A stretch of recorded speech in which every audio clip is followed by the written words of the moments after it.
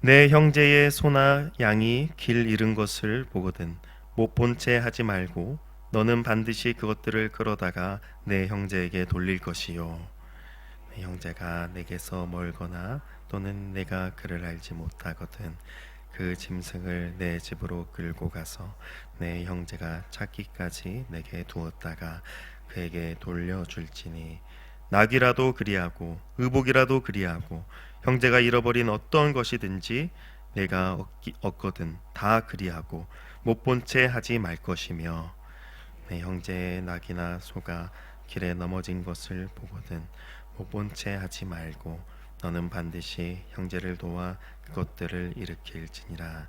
여자는 남자의 의복을 입지 말 것이요 남자는 여자의 의복을 입지 말 것이라. 이같이 하는 자는 내 하나님 여호와께 가증한 자이니라. 길을 가다가 나무에나 땅에 있는 새의 보금자리에 새 새끼나 알이 있고 어민 새가 그의 새끼나 알을 품은 것을 보거든 그 어미 새와 새끼를 아울러 취하지 말고 어미는 반드시 놓아줄 것이요 새끼는 취하여도 되나니 그리하면 내가 복을 누리고 장수하리라. 내가 새 집을 지을 때에 지붕에 난간을 만들어 사람이 떨어지지 않게 하라. 그 비가 내 집에 돌아갈까 하노라. 내 포도원에 두 종자를 섞어 뿌리지 말라.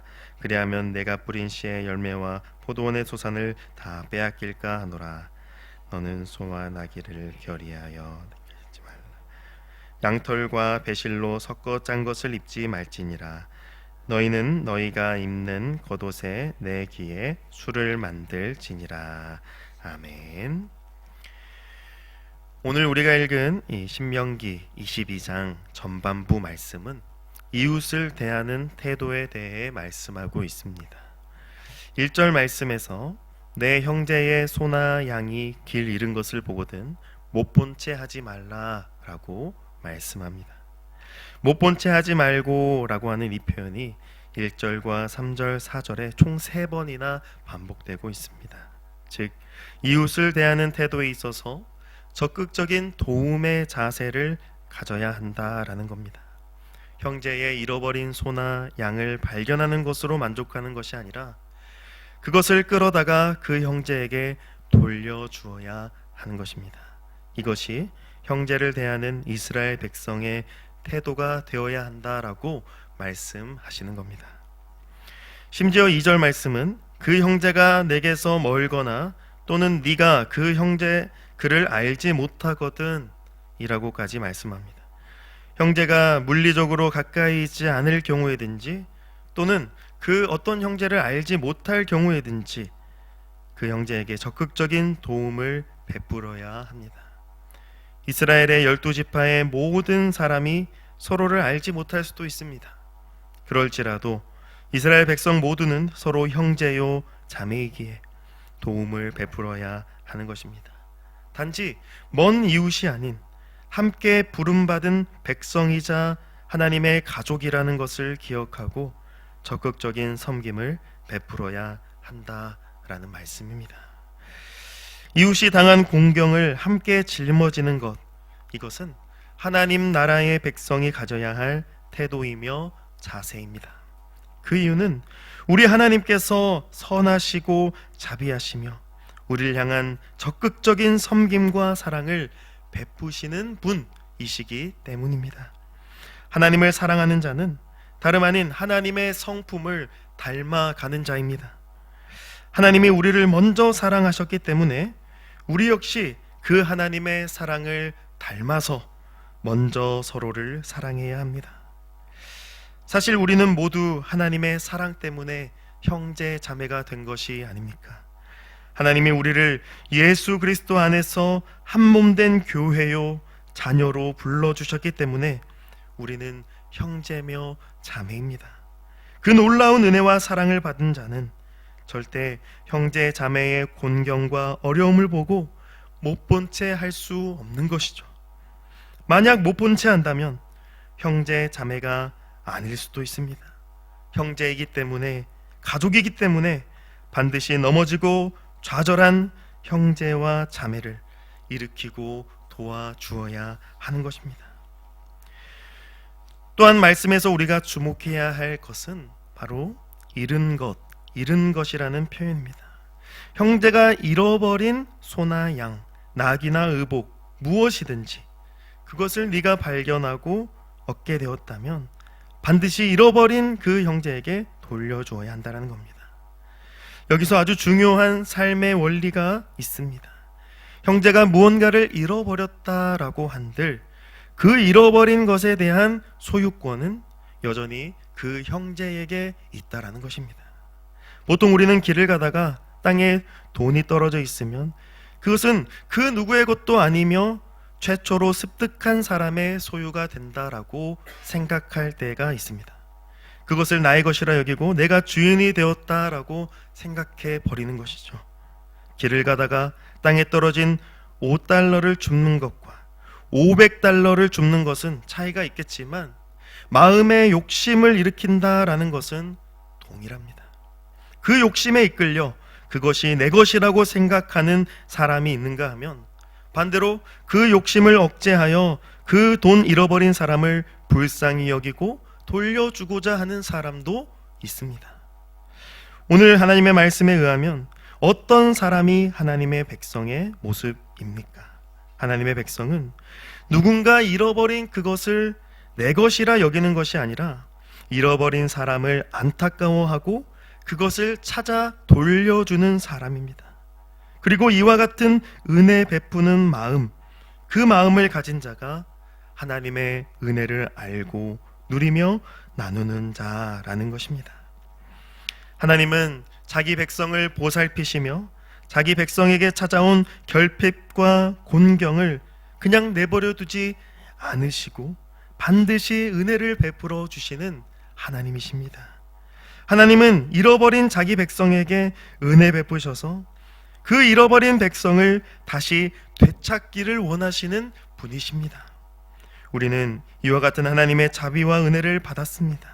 그러므로 이 하나님께 받은 은혜를 형제와 자매와 이웃에게 나누며 그 은혜의 전파자로 살아야 한다라는 말씀입니다. 오늘 본문 5절에서 11절 말씀을 보면 또한 그 외에 다른 규정들에 대해서 말씀하죠. 5절 말씀은 남자와 여자가 분명한 각자의 정체성을 가져야 함을 함의하고 있습니다. 하나님은 남자와 여자를 만드셨지 그 둘이 서로 뒤섞여버린 정체성으로 만들지 않으셨습니다. 이것은 가나안 땅에 성행했던 동성애 제약에 대한 또 하나의 경고의 말씀으로 볼 수 있습니다.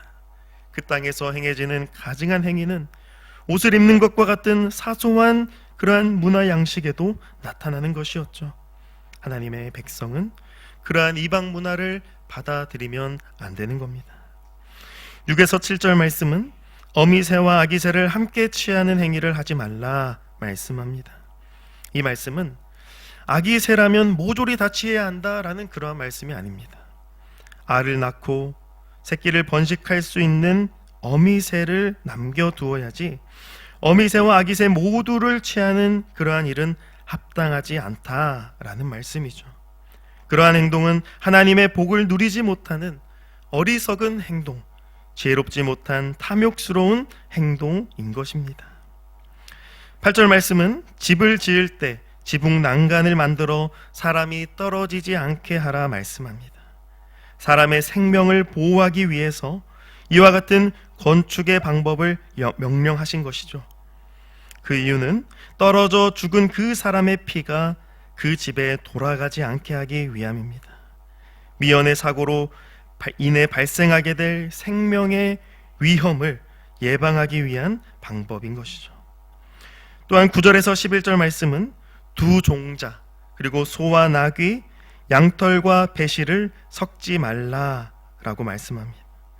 이러한 말씀은 출애굽을 경험하고 광야 생활을 하던 이스라엘 백성들의 생활 양식을 만들어가는 중요한 원칙들이 되었습니다.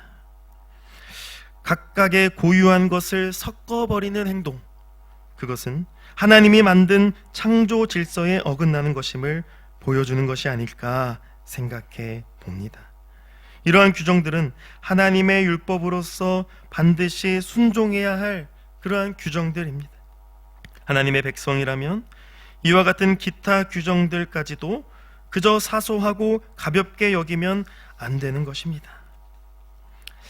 하지만 이제 이 모든 율법의 문자적인 조항들, 이것들은 바로 예수 그리스도로 말미암아 완전하게 성취되었습니다.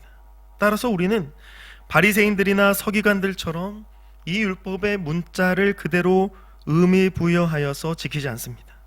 다만 이 율법 안에 담겨 있는 원리, 즉 하나님을 사랑하고 이웃을 사랑하는 것, 또한 하나님이 지으신 창조의 질서를 따라 그 지혜를 따라 살아가는 것, 탐심이 우상 숭배임을 알고 나의 정욕과 나의 욕심을 십자가에 못 박아버린 자로 살아간다라는 것, 이와 같은 원리는 구약의 율법이나 지금이나 동일한 것입니다. 우리는 예수 그리스도 안에 있는 하나님의 구원을 받은 하나님의 자녀입니다.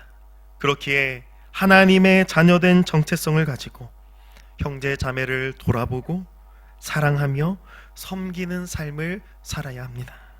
그와 동시에 죄악된 세상이 추구하는 원리가 아니라 하나님이 세우신 창조 원리, 구원의 원리를 따라서 죄악을 뿌리치고 하나님 나라의 가치관을 가진 자로 살아야 하는 것입니다. 바라기는 오늘 말씀의 이 원리들을 기억하며 하나님께 받은 은혜를 이웃에게 먼저 나누며 실천하는 우리 되기를 축복합니다. 또한 세상의 가치관, 나의 탐심이나 욕심이 아닌 하나님이 세우신 창조의 질서, 그 질서를, 그 지혜를 따라 살아가는 우리 모두가 되기를 주님의 이름으로 간절히 축복합니다. 아멘. 하나님 아버지, 하나님께서 이스라엘 백성들에게 주신 이 율법의 조항들, 이것들이 모두 예수 그리스도의 십자가의 은혜로 완전하게 성취되었음을 믿습니다. 하나님의 율법이 담고 있는 참된 원리가 우리의 삶에 나타날 수 있도록 은혜를 베풀어 주시옵소서. 하나님이 우리를 사랑하신 그 사랑으로 이웃을 먼저 사랑하게 하시고 섬기게 하시며 이웃이 당한 고난과 어려움을 도울 수 있는 우리의 삶이 되게 하여 주시옵소서.